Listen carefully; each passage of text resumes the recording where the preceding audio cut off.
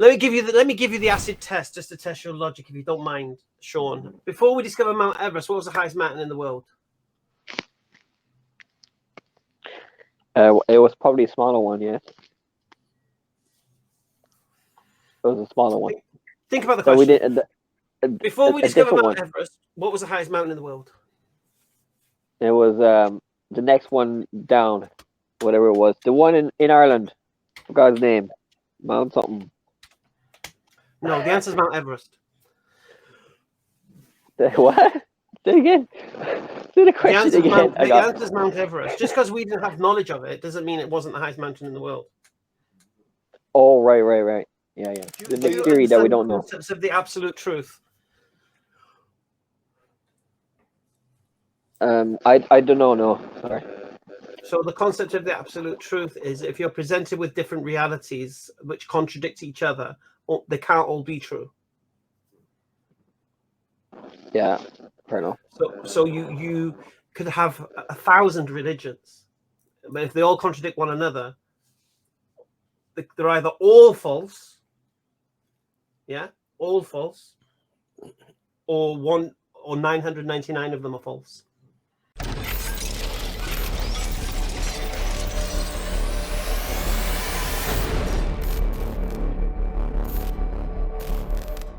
But Sean, can I ask you? You said you're agnostic.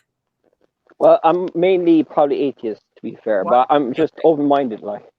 Sure. So when you say that you're atheist, what do you believe in terms of, what do you accept in terms of how, for example, the universe got here? What do you say about those sort of things?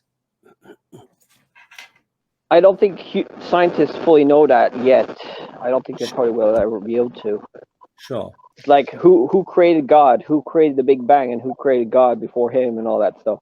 Sure, these questions are probably going to be very hard to. They're trying to do it though with the big hadron collider there, whatever the scientists are doing mad things. Can I ask you a question, Sean? But we're also dangerous too, though. Scientists, they're Sean, accidentally destroying the planet unwillingly. Sean, yes. Why would you ask who created God? Well, I mean, I don't know. Like, it's a good question to ask. Why? Why do you think it's a good question? Well, it's probably because like nobody can really answer that. Why do you think it's probably not? It's hard. I mean, I don't think the religious people can answer that question. It's all. I mean, when you think about it, it's when you say God, what do you mean? Up. Okay, when you say God, what are you talking about? What's your understanding? I mean, let's say I was Christian and no. I thought God was real. Let's see, you're an atheist. When you say who created God, in your mind, when you say God, what are you imagining? What do I imagine? I imagine a spirit. It could be physical. You could imagine him as a man in the cloud, or a spirit that is connected to everything, the oneness of the universe. Or you could say it's a go. It's up there, invisible. Everyone's God, like the Buddhists or some other religions. So there's loads of descriptions for God. But then the atheists if I think said to you when I say God, I'm talking about the necessary being that is required for everything to exist, and something necessary doesn't require an explanation. Say that again. Sorry, I wasn't listening properly. Sorry. Okay, when we say God, yes, we're referring to the necessary being that is required by default for everything to exist. Without the necessary being, contingent things can't exist. Contingent things require an explanation. Necessary things don't. Oh, so you're saying that you could explain, let's say, my explanation of like who creates everything. You could say that everything is God, so you wouldn't need to say who created God. Is that what you're basically saying? No. I would say, if we say when we say God, we're referring to the creator of everything, the source of everything that exists. Yeah? Right. So that source is necessary for things to exist, contingent things to exist, yeah? Right. Because contingent things require an explanation. Sorry, I'm not very good with words. What does that mean? Contingent. is just something basically that doesn't have to exist the way it is, but it requires an explanation to why it exists or how it exists. Okay. Oh yeah. So here's I what you've didn't got really to think. understand that. You've got to take your mind when I say the word God, don't think of a guy with a beard sat on a cloud. Yeah, because that's not what I'm saying. What I'm saying is a creator of everything that exists. The whole universe exists because of this creator. The creator by default cannot be created. The creator by default cannot have a beginning. Because once the creator has a beginning, it requires an explanation. It requires a cause. Do you understand? Yeah. Okay. Yeah. So Right. you're saying that So the to ask God the question, was always there. So to ask the question, who created the creator is a moot question. It's an illogical question to ask when you understand the definition of the creator. Oh, so you're basically saying that there was no real beginning, there was no end, it was just always there. No, the creator cannot have a beginning by default. Well, you understand that in science, like there is the Big Bang, so there was a beginning in their theory. So you're saying the universe. We're talking about the cause of the universe. We're talking about the originator of the universe. Yeah, we're not talking about creation. We're talking about creator. So when you ask the question, so do you understand now to ask somebody who believes in a creator, who created the creator, is an illogical question to ask somebody.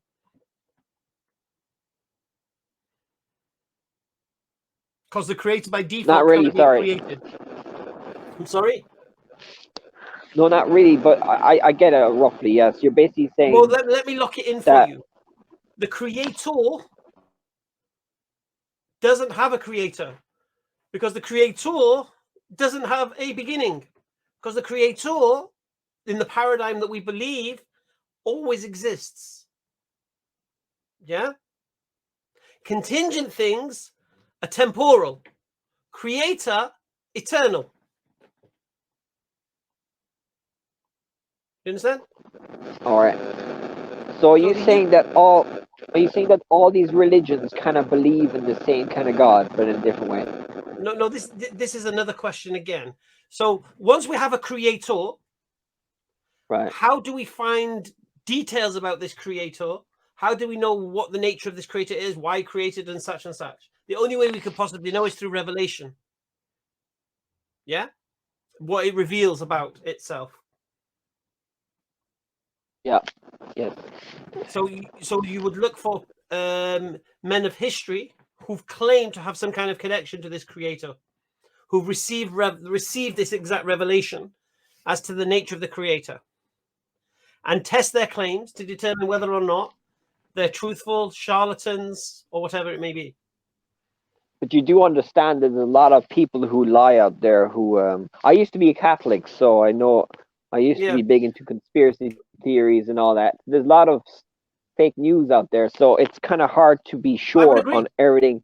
I am always skeptical of even myself, my own views. You always have to be, because there's always something that you never will find out the truth in. Sean, no disrespect, but your views are baseless.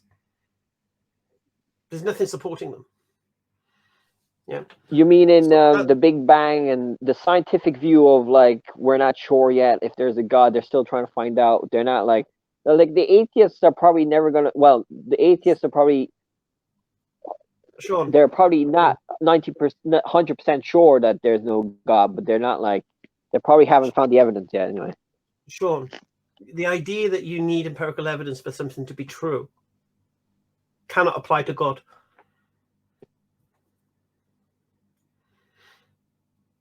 I don't understand what that means, empirical evidence. I'm not very good. I'm not very smart. So the idea that you need to see something, test something, observe something, do you get me? For it to exist, for it to be true. Let me give you the acid test just to test your logic, if you don't mind, Sean. Everyone knows the answer in the chat, so shh. Before we discover Mount Everest, what was the highest mountain in the world? It was probably a smaller one, yeah. It was a smaller one. Think about the question. Before we discover different Mount one. Everest, what was the highest mountain in the world? It was the next one down, whatever it was. The one in Ireland. Forgot his name. Mount something. No, the answer is Mount Everest. What? Say it again. Say the The question again. answer is Mount Everest. Just because we didn't have knowledge of it doesn't mean it wasn't the highest mountain in the world. Oh, right. Yeah. So you're saying that basically atheists will be able to find out that God is real, and so God was always real. Therefore, Well, there's a funny thing happening, not necessarily with atheists, because the new atheists have got their own is it philosophical naturalism? Yeah. But what I'm saying is, if you look at the current latest scientific discoveries, of DNA, of quantum mechanics, and all of these things, they point to an intelligent agency behind everything. Yeah. This is the from our human experience. When we discover information, we know information is the result of human intelligent agency. Yeah. So the question that atheists or agnostics like yourself, Sean, is when you find DNA inside the cell, which is information, the question needs to be asked: why do you apply a double standard to this information that it doesn't need an intelligent agency, and it's just random? Where we know nothing in our human experience of something being random to result in an information. Well, no, I think the scientists have a other explanation for that. I mean, I think there's loads of theories out there you could look up. I mean, I watch a lot of debates between atheists and religious people, and they've all these mad words, scientific words that I don't care At this much point about. in time, I'm going to recommend something to you. Everybody knows what I'm going to do right now, but I'm going to do it anyway. Everyone can read me like a book, literally. Okay, you need to read this book. Can you see it? Return of the God. Hypothesis. Yeah. I'm reading this book on my channel, Hamza's Den, every Monday. Me and a brother called Yusuf Ponders. And you should tune in because you'll learn something. And the thing is, you see, the things that you're believing to be true are just based upon people's testimony. And the question you need to ask yourself, Sean, is why do you believe these people know what they're talking about, for one, and what they're talking about is true? Because you haven't done no experiments. You've done no experiments yourself. I like to listen to both sides, you see. I like to listen to both sides. I like to listen to both sides. So, you know, with the war now in Iraq, I like to listen to the RT and Fox News and CNN, see what they're all.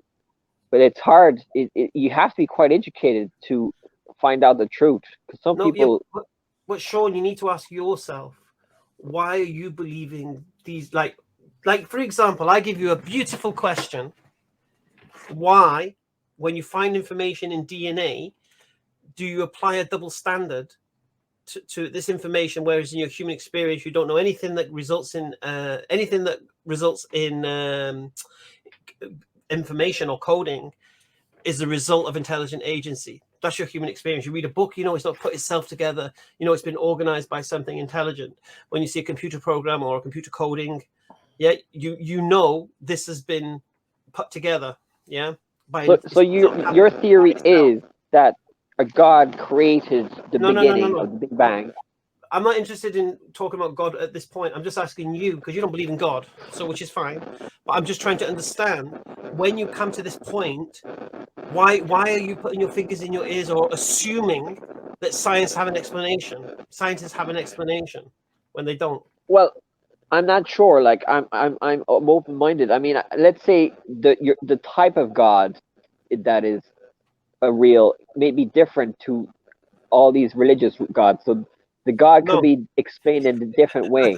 It could be something out there that scientists don't know, but it might the creator might be totally different than the most religions know about. The mystery that we don't know. Concepts of the absolute truth. I don't know. No, sorry. So the concept of the absolute truth is, if you're presented with different realities which contradict each other, they can't all be true. Yeah, fair enough. So you could have 1,000 religions, but if they all contradict one another, they're either all false, yeah, all false, or 999 of them are false. Or atheism is correct Well, scientifically. that's what I said, all false. So the idea, so you've got 1,000 religions, all contradictory. So first of all, they can't all be true. No, but the Christians and the Muslims and the Jews, they all believe in one God. So they're all kind of true, we get that.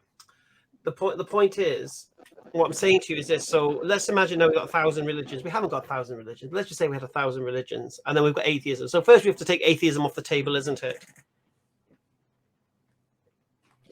Okay. So now we have to look at the probabilities of this universe causing itself, creating itself, organizing itself, single cells randomly mutating, being harnessed by natural selection, and evolving into all sorts of creatures that became human beings. That's you believe right now, your position is your ancestor was Nemo right now. Yeah, true evolution, yeah. Yeah. Like a fish or something. Because you believe evolution is true. Yes. Why? Don't you? No, I don't believe my ancestor was Nemo. No. Why do you believe it's true? Well, it's over a long time. Like, I guess Homo sapiens, our species, the Homo sapiens has been around, I heard, for 300 million years. And then before that, there was Neanderthals. Then before, they found the skulls of our relatives, like, long ago. No, but your relative was a fish. Yeah, but they haven't found the mutations of the exact evolution of the human species, but they're finding more and more evidence. There's Just more evidence how of a evolution. single cell creates information. See, I'm not a scientist. I really can't answer it specifically. Well, this is the point. This is the point. You believe a scientist could answer that question. Well, yeah, an evolutionary biologist probably could, yeah. What's their answer? Well, and why are you satisfied? You don't even know their answer, yet you seem satisfied. Well, I'm not an expert on everything. I like listening to a lot of different things. I'm not I used to research a bit. I used to do horticulture, but they teach you about genetics and plants. So there is mutations going on all the time. You can change the genetics of plants and all that stuff. So it is happening all the time. Who can change the genetics of plants?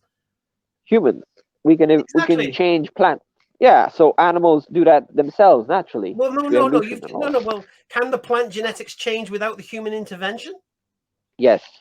It can. Yes. Without humans doing it. But through the environment. So if the environment changes, they can change as well. Right. But you believe a single cell became everything. I'm just trying to understand why. Well, like, let's say, the simple explanation is like, there's the bacteria, and then from that it multiplies into more and more bacteria, more and more cells, and it turns into an animal, and then the animal turns into... Listen to the question.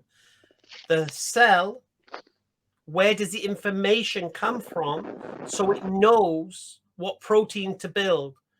Where does that information come from? The blueprints, where's it from?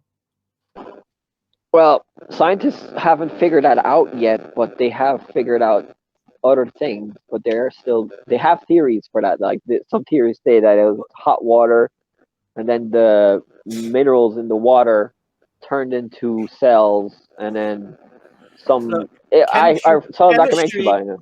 Chemistry cannot turn into biology in that way. Could I just interject? Yeah, go on, Jazz. Yeah, Sean, what you're thinking of is the primordial soup, that there was heat with carbon, hydrogen, oxygen. Please don't call it that. Call it magic custard. That's what it is. Yeah, but I hope you understand, Sean, that doesn't tell you where consciousness and intelligent life comes from. That bacteria can exist does not mean that intelligent life is necessitated. Intelligent life had to develop. And if it had to develop, then consciousness had to come from somewhere.